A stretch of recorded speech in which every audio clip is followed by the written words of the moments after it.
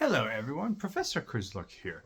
So I wanted to make a video about authoritarianism. It's something we've heard a lot about in the news. We've probably seen articles about it, news stories about authoritarianism. And so I just wanted us to think about what authoritarianism actually is. So now, again, this will be a pretty broad overview because if you look at the social science literature, you look at the political science literature, political scientists really break down authoritarianism into many forms: competitive authoritarianism, totalitarianism, electoral authoritarianism. So lots and lots of different ways. And maybe in a separate video, I can break down some of these different forms of authoritarianism that comparative political scientists have formulated, trying to make sense of regimes, different types of regimes that aren't democracies. So I think that's a good place to start with our understanding of what an authoritarian regime is comparing it to a democracy. So when we have a democracy, we have election, we have decentralized power, we have power that is spread across different institutions, power that's given to people, so people have a say in how they're governed. Authoritarianism is quite different. Instead, political power is concentrated in the hands of maybe an individual, maybe a very small group of people. Again, political scientists tried to break this apart. Well, this type of authoritarianism has this, maybe one or two leaders, maybe a small group, maybe a family, maybe a royal family. But at the 30,000 foot level, we can think of authoritarianism as power is centralized in a small group or an individual leader.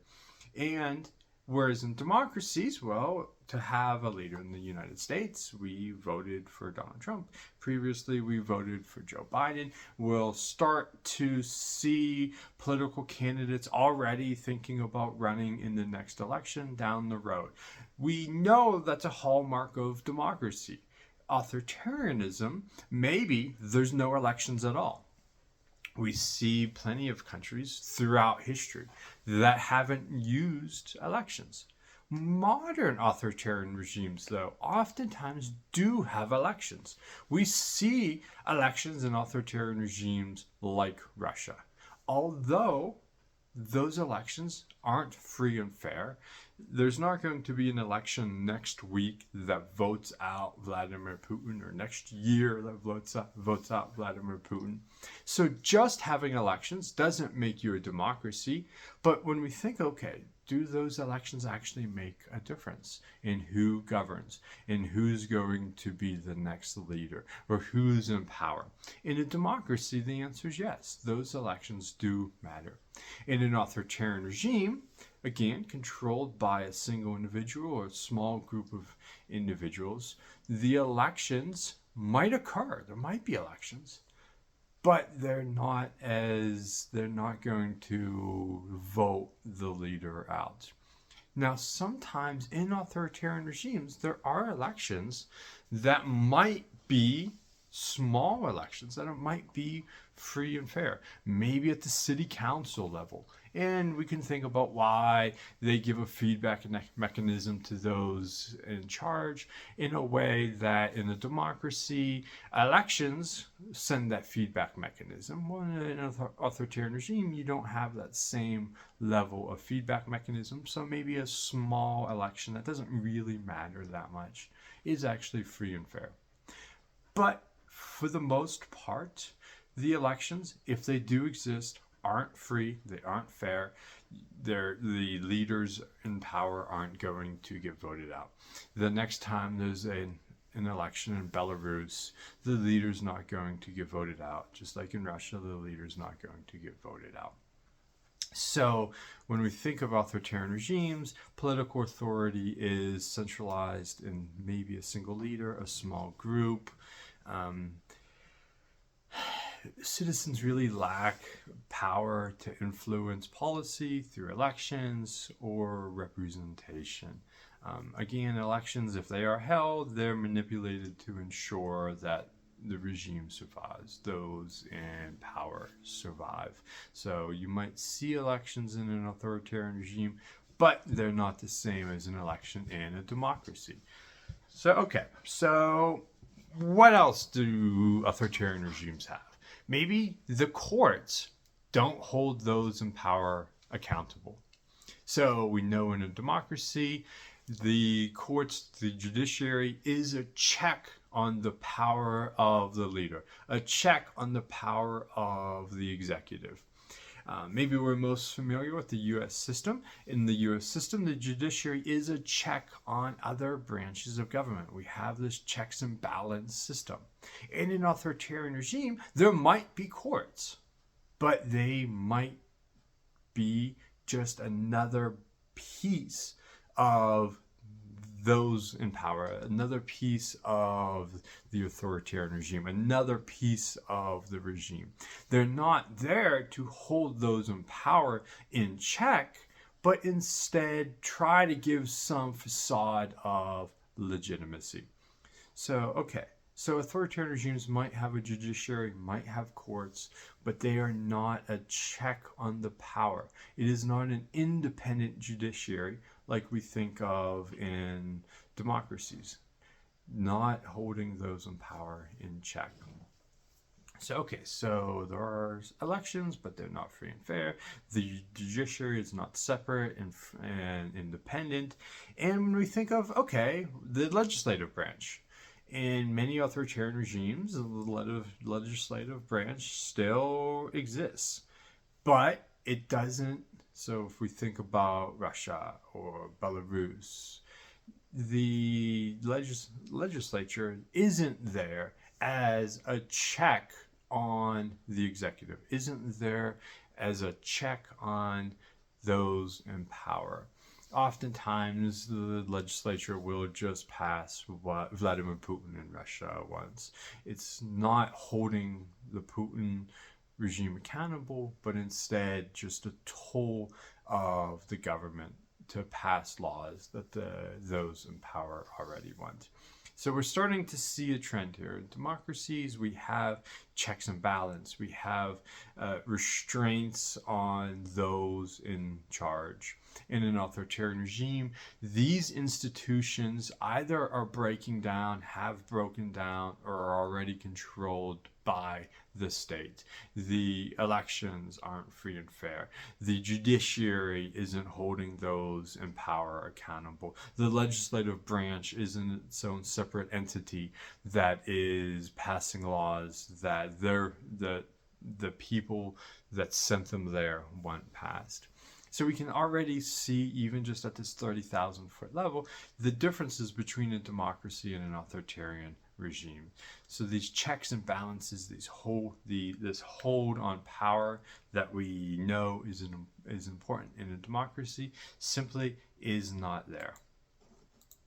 So if we think about key functions of authoritarianism: centralization of power, limited political pluralism, only regime-sanctioned parties or candidates can participate.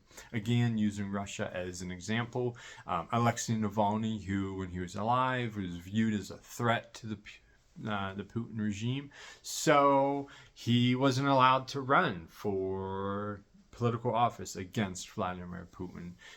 The regime didn't even want people to be able to go out and vote for Navalny because that might challenge the Putin regime, might challenge the narrative of Vladimir Putin. So it is hard to get involved in politics. And part of that is because there's suppression of civil liberties, suppression of civil society. We see in authoritarian regimes censorship, surveillance states, intimidation are quite common. So if we think about censorship, maybe that's censorship of the media.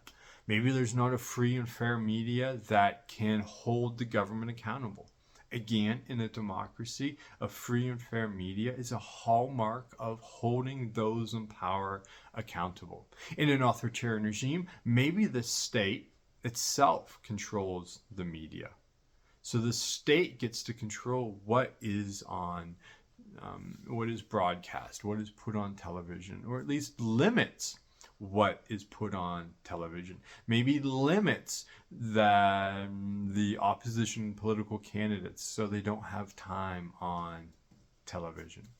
So we see this censorship, we see censorship of the media, of things that would hold the regime accountable. When we think of surveillance, surveillance can be, could be social media surveillance, could be you're walking down the street and you're being surveyed by cameras. So surveillance, we see autocracies do this.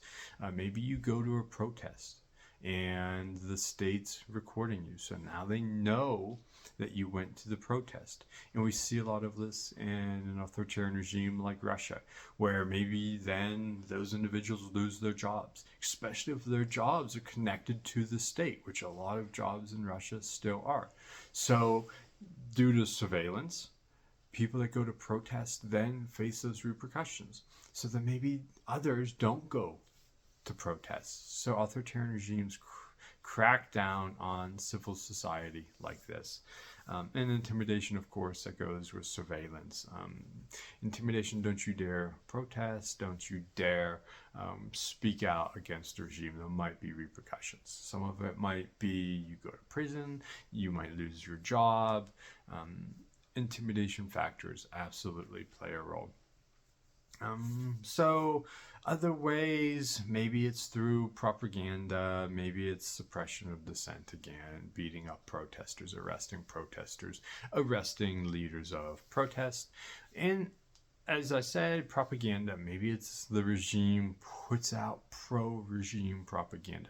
So if you control the media, and so if the government controls the media or those loyal to the regime control the media, maybe friends of those who are in charge control the media, well, then they can put out pro-regime propaganda that just creates this image that, hey, the regime is maybe good, or they're good at what they're doing, or they're creating jobs, or they're making their country proud again, or they're standing up to the West, or standing up for whatever it is. So propaganda absolutely plays a role in autocrats maintaining power. Use of fear, of course. Protests. If you protest, there might be repercussions. Also, at times, as I mentioned, the regime might, if they control big portions of the economy, well, you aren't going to do anything against the regime. You're not going to protest. You're not going to demand changes to the political system if your job is connected to the regime, so connected to the government. So that's just another way the regime controls behavior. So okay, so we're starting to have an understanding of what authoritarianism is, how autocrats govern. So let's spend a couple minutes thinking about varieties of authoritarian regimes. Because as I said at the outset, there's a ton of different ways, and we can make a whole video just about different ways that political scientists classify autocracies, and maybe we'll do that in the future because it's an interesting to think about. But just here at the outset in this introduction video, we can think of different varieties of authoritarianism. There are military regimes, not as popular today as maybe in the 60s and the 1970s. Certainly not as many as there used to be. We still see that a country like Myanmar is a military regime where power is held by the armed forces, oftentimes justified by restoring order. So the military might say, oh, we have to step in, the economy's suffering, the economy's not doing well, look, maybe there's crime in the streets, the military will step in, maybe there's political instability, and the government will step in and say, the military will step in and say, we will bring back order. oftentimes when the military regime emerges, they will say, we're going to bring back order for now, and we will hold elections down the road. Once in power, though, we see that these military regimes oftentimes do not relinquish power easily. So military regimes, certainly not democratic, certainly authoritarian. There are one-party states. The best example that you'll find in textbooks about a one-party state is China's Communist Party. A single party monopolizes political life. An alternative political party is not going to emerge in China tomorrow and vote out the Chinese Communist Party with elections. So when we think of a one-party state, a one-party authoritarian regime, China often is the textbook example. We see monarchies like in Saudi Arabia, Jordan is oftentimes considered. These are hereditary role legitimized by tradition. So again, there's not going to be an election tomorrow that the monarch gets voted out. Personalistic dictators. We see in the literature that this idea of a personalistic dictatorship is really emerging. Some scholars like Timothy Fry have really did a lot of research on personalistic dictatorships built around a charismatic leader. Oftentimes associated as well with a cult of personality. North Korea, Turkmenistan. So Turkmenistan's a pretty interesting example. If you go on YouTube and you look, just Google Turkmenistan, John Oliver did a pretty interesting show about Turkmenistan where he looked at just this cult of personality that has been built around now their former leader, about how society revolves around the leader and what he wanted. It's really worth your time watching. It's quite well done. John Oliver and his writers did a really good job. Turkmenistan. But there, again, there's not going to be a democratic election tomorrow that votes out the leader. This idea of a cult of personality, the society is really built around a single leader. Maybe, again, a small group of people, but oftentimes a single leader, at least public-facing, a single leader, where they are viewed as bigger than life. In North Korea, their former leader is said to have golfed once in his life, and he got like 13 holes in one. Just these outlandish feats of achievements that we know aren't realistic. But through propaganda, through just state-sponsored putting out these ideas of the leader is this great, the leader is fantastic, creates this cult of personality towards the leader. So we see this in North Korea continuing today with the Kim family. This idea that the leader is ultra powerful, ultra knowing. So we see this with personalistic dictatorships. We see theocracies as non-democracies. Some regimes, when I'm talking about this in the classroom, students oftentimes ask me, well, how do you classify this country, or how do you classify this country? And we can do our best to try to put them in these different categories. But one thing that I oftentimes highlight, and is true, is there is a lot of overlap. A country might have some characteristics of this authoritarian state, as well as others. So I had mentioned at the outset that Timothy Fry, has did some pretty good work on personalistic regimes. Well, he looks at Russia, and he says the power that Putin has created is this personalistic regime, where the regime really focuses on Vladimir Putin. So there's lots of overlap between these different authoritarian regime types. So I know I did touch on it earlier in the video, but I did want to just return to this idea of what civil society looks like in an authoritarian regime. So when we think of civil society, we might think of non-government organizations, religious groups, unions, independent media. So we know that in an autocracy, there's a lot of pressure against these institutions, a lot of suppression of civil society. So when we think about why, regimes view civil society as a potential threat to their control. People on the streets formed together are viewed as a threat to the regime. People protesting are viewed as a threat to the regime. Within political science, there's a debate as well as a lot of empirical research looking at, okay, well, regimes might use so much repression before it's too much. So we saw this with the Maidan revolution in Ukraine. So people were protesting in Maidan Square. And the government used force against protesters, a lot of force. And instead of repressing and dispersing protests, more people came to the streets. The revolution of dignity grew because more people took to the streets because they just didn't like the regime suppressing them. They were tired of being lied to. They were tired of being suppressed by a government that they were dissatisfied with. So autocracies clamp down on civil society, but again, like many things in political science, they do it at different levels, different degrees. Some regimes like North Korea do not permit any protests. So civil society in that aspect is extremely repressed. Russia, although an autocracy, you still see a lot of protests in Russia. Protests against things that aren't necessarily political.